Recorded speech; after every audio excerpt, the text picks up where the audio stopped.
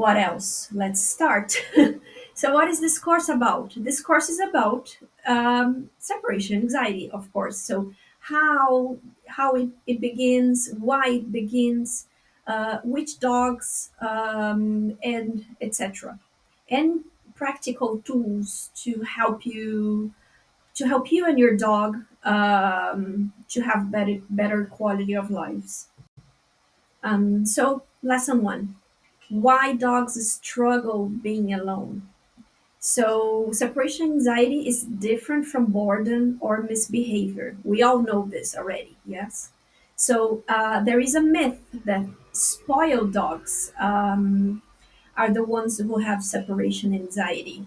Well, I have had a separation anxiety dog myself. You know, my dog had separation anxiety, and I heard lots of things.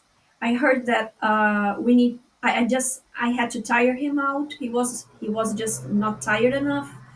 I heard that I spoiled him. That I treated him like a person, like a son, and he was supposed to be a dog. That he slept in my bed. I heard all the stuff that I'm sure you heard it all too. But I'm here to tell you that this is not true. We're going to work a little bit on that. And what happens is a true panic in the brain. So that it's not misbehavior. Yes, I'm going to give you an action step for you to understand your dog's threshold, and we're going to work on it in our next lessons. So, what is separation anxiety? And does it matter? The thing is, there are many things that are somehow connected to separation anxiety, but it's not really the same thing. We have the separation anxiety itself, that it's a panic disorder triggered by when the attachment figure is absent. So when mama is not home, is not safe. Yeah, that involves intense fear, howling, destruction, escape attempts. Separation anxiety consists basically of two main emotions, which is anxiety. That it's uh, anxiety is for something that it's about to happen, so for the future, and fear that it's something that happens now. Yeah, so it's fear and anxiety are both emotions present. When we're talking about dogs, it's important to talk that our brains as mammals are pretty similar. So what I'm telling you here about dogs can also apply to humans. Okay, so it's not much different. So fear of missing out, the people say it's just because it's not doing what you are doing. This is something more mild than separation anxiety itself, but of course it also needs to be addressed and trained. We have hyperattachment, that it's when the dog feels really, really close, connected to the owner, to the dog parent, and is constantly following and distressed when this person is not around. And we have isolation distress, that it's the dog that struggles being alone regardless who leaves. Yeah, these are all parts of the separation anxiety that should be addressed. It doesn't matter if it's stronger or mild. Sometimes the way we train these things are a bit different. I'm not going to go into the details here, but all of them should be addressed because it's a welfare issue. We don't want to make our dogs suffer that much, and their feelings are valid. So we need to train that too. We need to train and address all these emotions that come. So, how common is separation anxiety in dogs? So, 20 to 40% of behavior clinics said that dogs have separation anxiety problems, which means that can be like we saw in the previous slide. It can be fear of missing out, isolation distress, separation anxiety itself, hyperattachment. They are owing to this 20-40%. Around 14 to 20% may experience separation related behaviors at some point in life. So it is pretty common. Actually, in this 24 review from Ogata, it's the most common canine behavior disorder. So, especially nowadays, with after COVID, lots of dogs are still having problems to cope with the with the opening of the world now again. Yeah. So we know that that it's a pretty common disorder, that it's really horrible, not only for the dogs but for the dog parents and for the welfare of the whole family. Yeah, because people who have separate dogs who have separation anxiety are not understood and are not respected, and it feels really isolating. My dog had separation anxiety, and it was always really sad to see not only his stress but how alone I felt, because nobody respected me as a person or as someone who can make her own decisions about what is good for my dog or not. So I decided I stopped going out at all. And then when we decided to move to Germany, one of the biggest reasons we decided to do that was because of him. Because here dogs can go to restaurants, dogs can go basically anywhere, and we knew that this would be better for us as a family and for him too. So yeah, it was a privilege. Yeah, it's a privilege to be able to live here legally and everything correct. But for us, it was a really good decision. So why do some dogs develop separation anxiety? Well, the thing is, there is just not one single cause. We as humans, we would love to have, we want to have quick resolutions of things. Yeah, this is the problem, this is the solution. But it's not really how it works.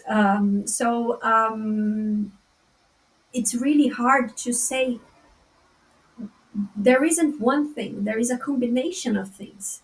It's a mix of environment, life history, and individual temperament and genetics as well. So, early experiences and socialization can contribute. The stress that the mother had during pregnancy and before can affect the puppies.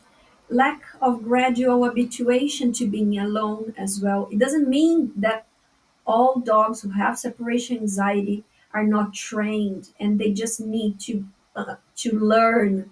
And like some dogs some dogs are easier. They really just need to be trained and understand that it's okay and safe to be alone.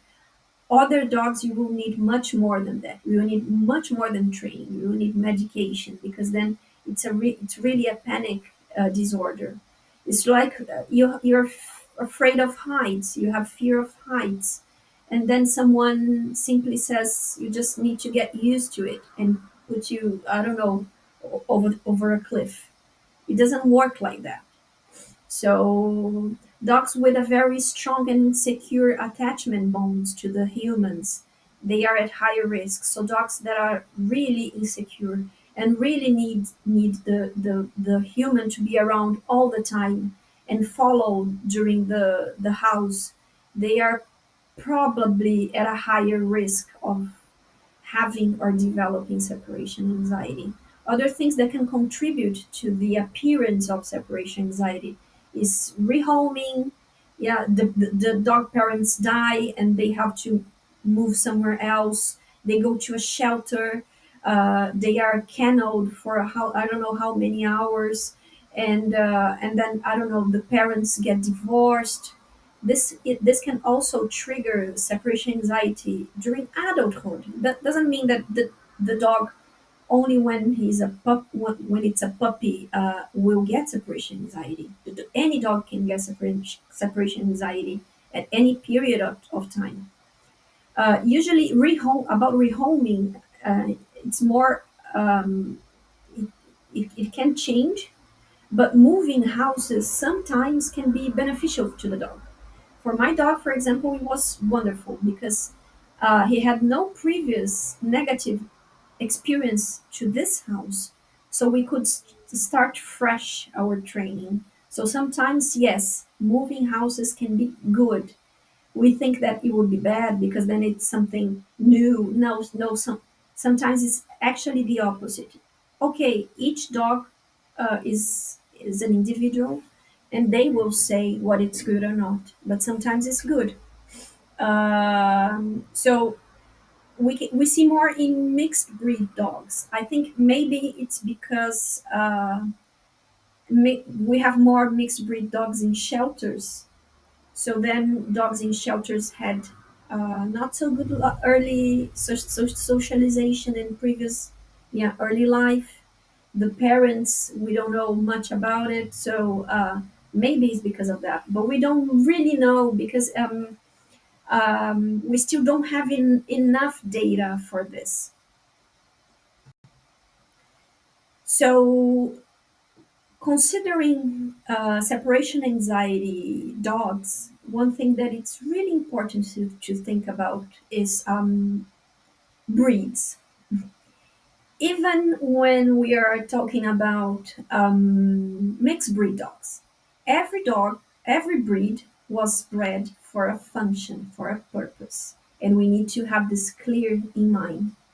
Um, if you have a mixed breed, I suggest you to take a DNA test, like Embark or something, to understand what is the percentage of other breeds in your dog. Why is this important for separation anxiety? Well, this is not only important for separation anxiety, but to understand your dog's personality, and what this breed was bred to do. So, for example, here are two ways of separating the breeds. One is separates with a toy breed that it's like, for example, the lap dogs, yeah, hound, uh, gun dogs, terrier, utility, working, and pastoral. So all of these dogs from these groups had a function. Yeah, for example, the pastoral to herd sheep. The working dogs could be for protection. Utility dogs can be a number of different things. Can be for protection, for alerting. The terriers were bred mainly for hunting mice, hunting things. Gun dogs to indicate where the prey is, and this function that this breeds had affects behavior. Not only behavior, but their physiology. Yeah, both behavior and physiology. Everything is connected. Why the dog looks like it looks, it's there is an answer to that. Why the dog behaves like that, there is an answer to that. Another way of separating groups, which I like a little bit more because I have a Spitz, so for me the primitive dogs are my thing. And here in this graph on the left, it doesn't answer really my problem because a German Spitz is not really a toy dog. It wasn't really a Pomeranian, yes, but a Deutsche Spitz, the German Spitz, was not a toy dog. So I think this group here is better separated.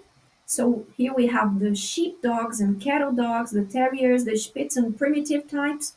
So, for example, the Samoyeds, the Akita, they are all this ancient first breeds that came. So they are more independent and more wild, so to say, because so to speak, because they were less intervened by humans. And then we have, for example, the pointing dogs who work closely with the owner because they have to tell the owner where the prey is. So companion and toy dogs, pincher and schnauzer, and cat Swiss Mountain and cattle dogs, then dachshund, scent hounds, retrievers, sight hounds. So each of these breeds and group breeds, yeah, affect how this dog is going to behave and how much closer he needs to be from the owner. There are breeds, for example, like terriers. They are usually very independent because they were bred to during war, for example, the Jack Russell, to hunt mice in the during during the war where the soldiers were, and they were supposed to do this by themselves, not by the human indicating where the mice were. So that's why they are difficult to train and they are more independent. Border collies, for example, are the opposite. They need a human next to them to say what they have to do. That is why they do amazing at agility because they were bred to pay attention to the dog, to the owner's body language, and read from far and really well. So that is why uh, at agility, many people can do, for example, distance agility. That you send a dog, you don't really need to run that much if you train the dog, because he's the best to read the owner's body language and what that means. Now, if you're going to do that with a more independent dog, it's not that you're not going to be able to do it, but you're fighting genetics. So you have to be mindful about that. So factors that are not associated with separation anxiety, with sex, age when acquired, presence of other pets at home. People think that, oh, I'm going to get another dog to help my separation anxiety dog.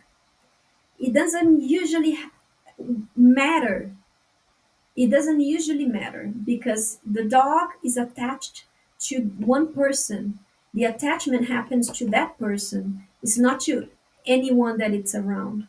So usually that doesn't happen. I'm not going to say that it never helps, but usually it doesn't help. And then maybe you will have two problems later on because then you have two dogs and your dog still cannot cope with being alone.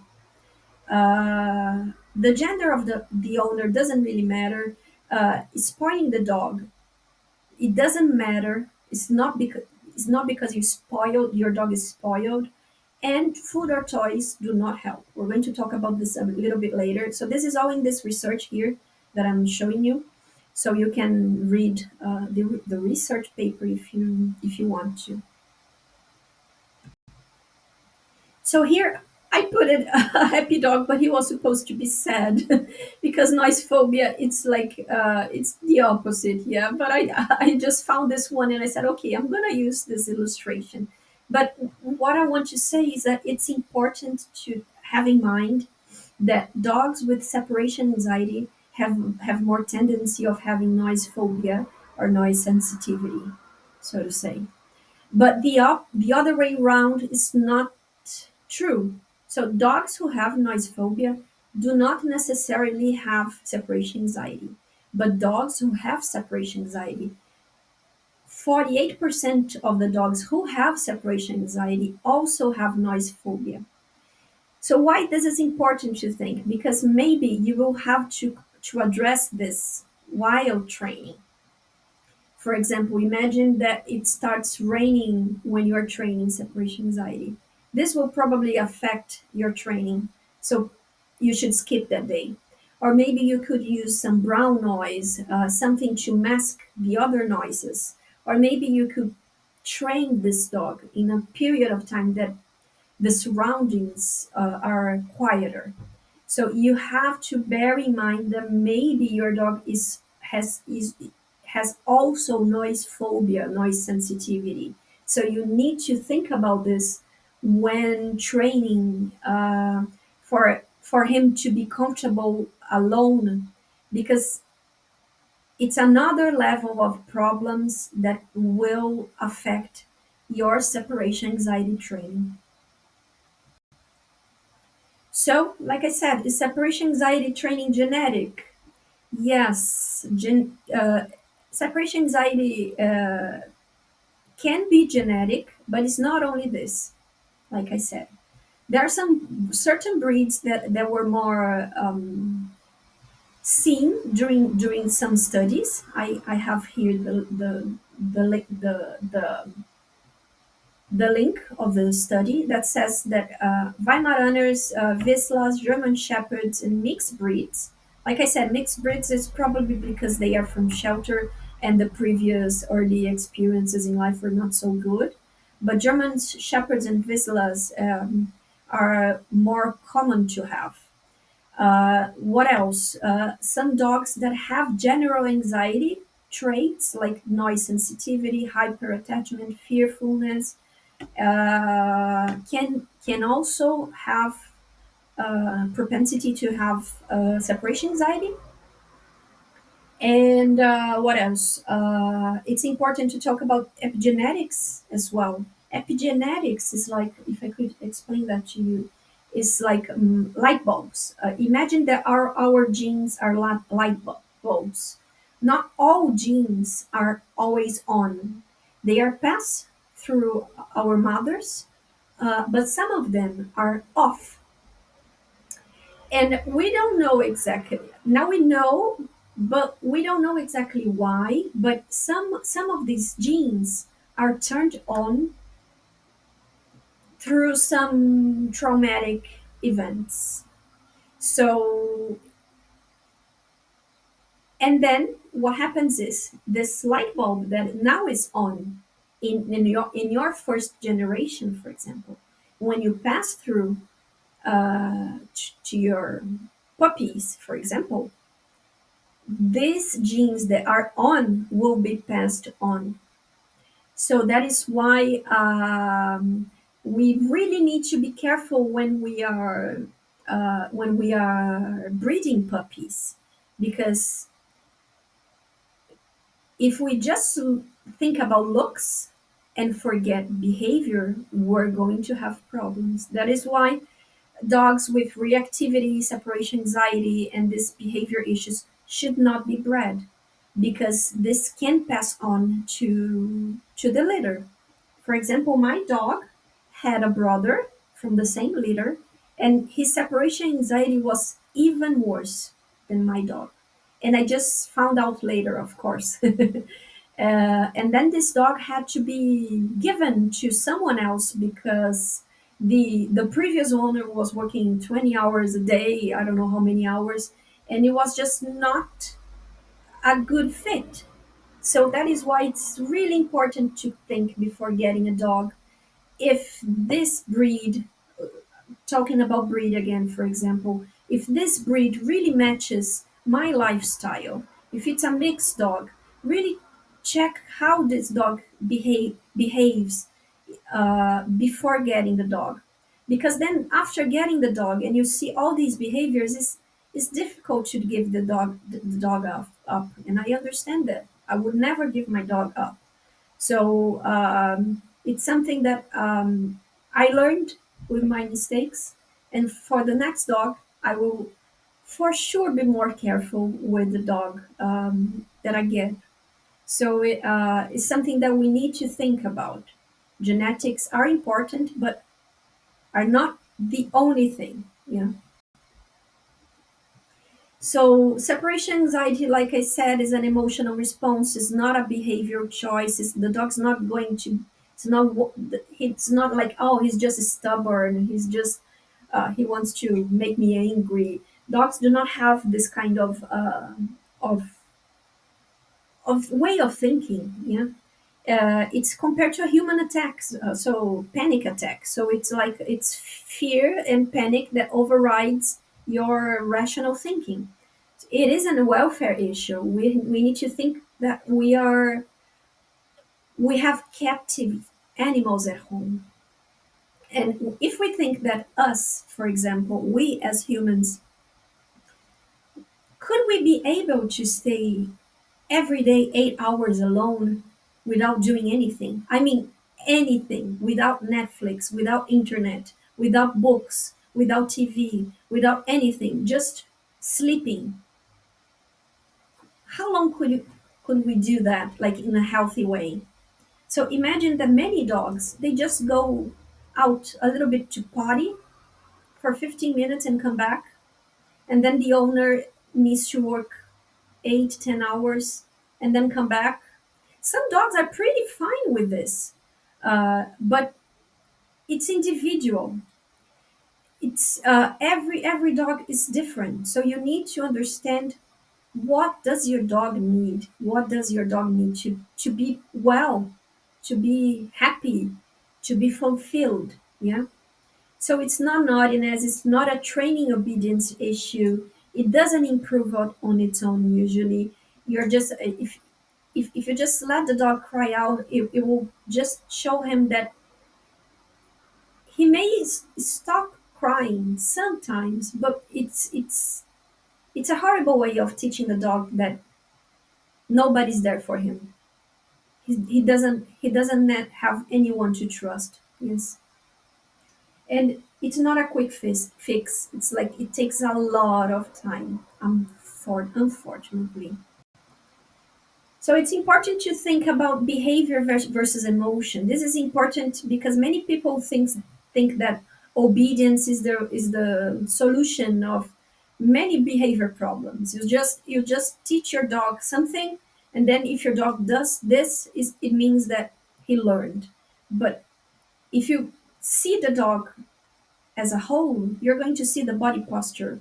It's like those reactivity videos, the before and after, and then the dog is not barking anymore, but the dog is like has given up. You see that he's curved, the the ears are down. He's like miserable, but he's not reacting anymore. Does it mean that he's not reactive anymore? Like, did you really change his emotions, or you're just talking about behavior? If what you think is important to you, it's only behavior, okay. But if you want to change the emotion, how the dog feels about something, that is not the way. Yeah. So behavior, what we see. So for example, barking, whining, chewing is the expression of the inner state. We cannot separate both things. So emotion is what the dog feels inside, a fear, panic, frustration, and it is what drives behavior. They are connected, and we have to remember that. So common signs of separation anxiety. This is from another research paper that you can see here. Here we have following the owners. So we had the control dogs and the dogs with separation anxiety. And so then we can see what is more prevalent. And so following the owner is much more prevalent with separation anxiety dogs, increased greeting, signs of angst at sound of keys, uh, after owner departs, and then we have decreased activity, signs of depression, will not eat, hypersalivation, destruction, elimination, vocalization. So destruction, for example, is 71% point seven with separation anxiety dogs. With this control dogs was 3.4. So you know those videos that people think it's funny that the dog is like to the sofa, to the door. It's not funny. Okay, I'm not going to say that that dog has separation anxiety. Maybe the dog's just bored. Maybe this dog just needs activity and he's a captive animal that doesn't do anything the whole day, because people think that you just need a garden, you just need to open the door and it's enough for the dog. It's not enough for the dog. So maybe it's a combination of both. But one thing I know is that this is not funny. So is it really separation anxiety? We have to think about the context of things, and this is something that maybe can help you. This is from this table is from this research paper here. And then, for example, we think about urination or defecation. So it can be separation anxiety, housebreaking, fear inducted, or submissive excitement, or urine marking. So When does this behavior occur? Is it only when the owner is absent? Is only when one of the owners is absent, not with both? Is it the dog exhibits signs of distress and restlessness related to the departure of the owner. Elimination occurs within minutes to the owner's departure. When exactly? And that is why I'm telling you later that it's important to record these settings for you to understand. We need to do a detective's job, that is to understand why does this behavior occur. And for this we have to see the global picture. We have to see the whole picture of why is this behavior happening. So behavior is like an iceberg. It's not like it doesn't happen in a vacuum. So what we see is barking, whining, destruction. What's underneath? What can be underneath? Yeah? Chronic stress, other fears like noise phobia, reactivity, etc. Poor sleep routine, physical health issues, allergy, pain. So first of all, eh, before anything, it is important to visit a vet to rule out pain. Maybe even sometimes vets are not really so good at checking dogs' structure. So a physiotherapist would be even better to find something and rule out something that it can be bothering this dog. Uh, Maybe this dog doesn't have enough stimulation, enrichment. He doesn't go out, he doesn't do anything during the whole day. And so behavior is not does not happen in a vacuum. We have to think about everything. So to think about this thing and understanding behavior, we can use the ABC model, that is antecedent, behavior, and consequence. So antecedent, what happens before the behavior? So when does it occur? Time and routine. Be more be very specific. Okay, so for example, the time is like 8 a.m. before breakfast. Routine is when I am alone with my dog.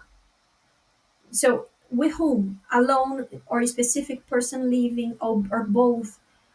Is it bad with both, when both owners leave, or is it better when one leaves, when the other leaves? You need to understand what context this specific behavior happens.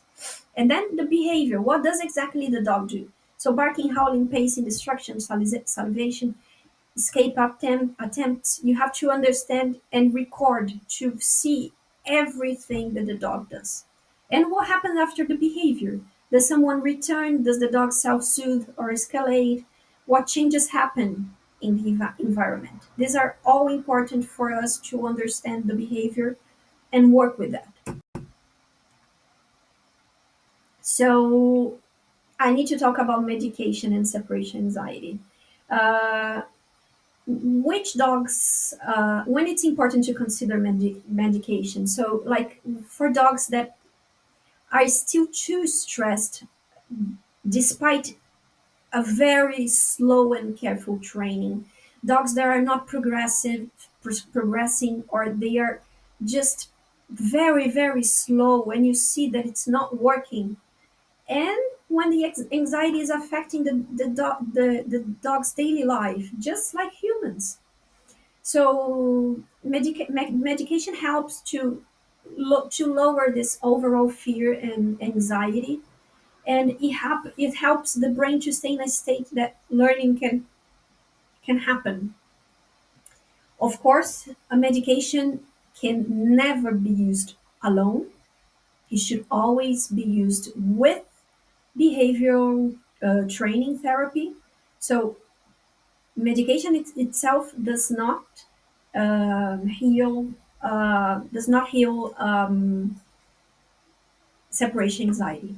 Okay, and for example, with my dog, separation anxiety, I didn't want to use medication with him. I thought it was too much, and he didn't need that, but we didn't progress.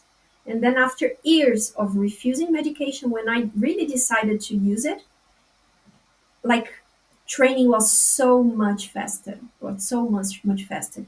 He didn't become a zombie. Nothing happened, but it was much better for him and for us.